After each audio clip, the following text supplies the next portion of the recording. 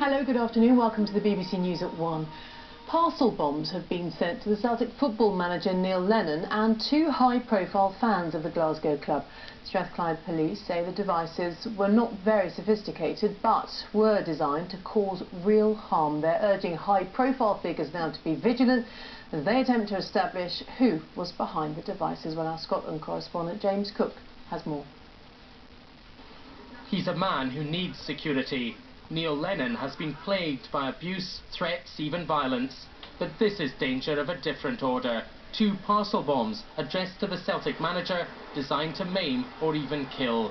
They were found in postal sorting offices in the west of Scotland last month.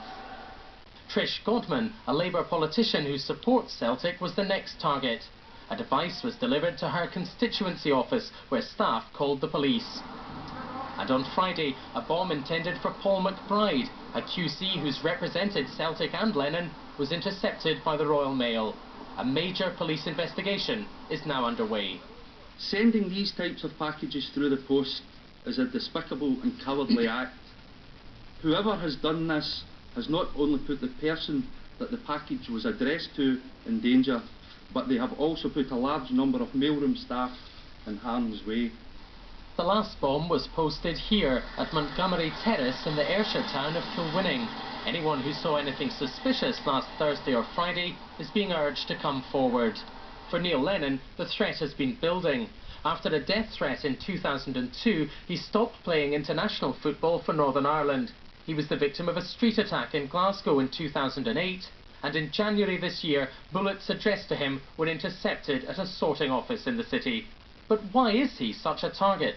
Neil Lennon comes from a sectarian cockpit, Lurgan, deeply divided town. He played for Glasgow Celtic, he played for Northern Ireland, but he enraged part of that support, a small minority of that support, by saying he thought a united Ireland team was a good thing in the long run. That's been smouldering for many, many years now, and we have people with long-standing grudges who've never forgiven him for saying that. And was this the trigger which turned grudge into action? This was 2 days before the first bomb was found. Neil Lennon and Rangers assistant Ali McCoist being dragged apart after a game which led to hundreds of arrests.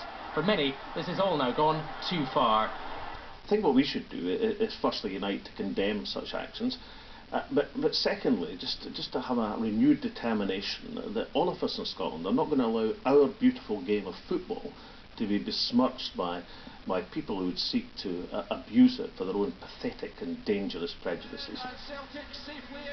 The appeal for calm is urgent.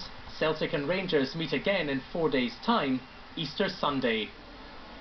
Well, let's speak to James and get some more now. Then what happens in terms of the investigation? What does happen now? Kate, I think the investigation from sources we've been speaking to is pointing not towards anyone trained in bomb making, for example, by a paramilitary group, but more likely to an individual. That's the direction that they're going down, although I don't think they are close necessarily to identifying yet who that individual is. We know a little bit more about the devices as well. Sources are now telling us that liquid and nails were both involved in these devices. But I can also tell you that just in the past few minutes we're hearing reports of another suspect package being delivered. Northern Constabulary are stressing this is a precautionary search at the moment, that they are checking this out, but there are reports that the package has been delivered to a Harris Tweed mill on the island of Lewis, being delivered for company director Brian Wilson. Now, Brian Wilson's the director of Celtic Football Club, he's a former government minister, and he's a high-profile figure. So this just shows the level of anxiety now surrounding other people who could potentially be targets, and indeed we understand that the police have contacted a considerable number of people, they were telling us earlier today, to warn them not that they have any specific intelligence that they might be targeted, but that because of their links to Celtic Football Club, they should consider themselves at the very least at risk and take some precautions. OK, James, thanks very much for that update. James Cook there.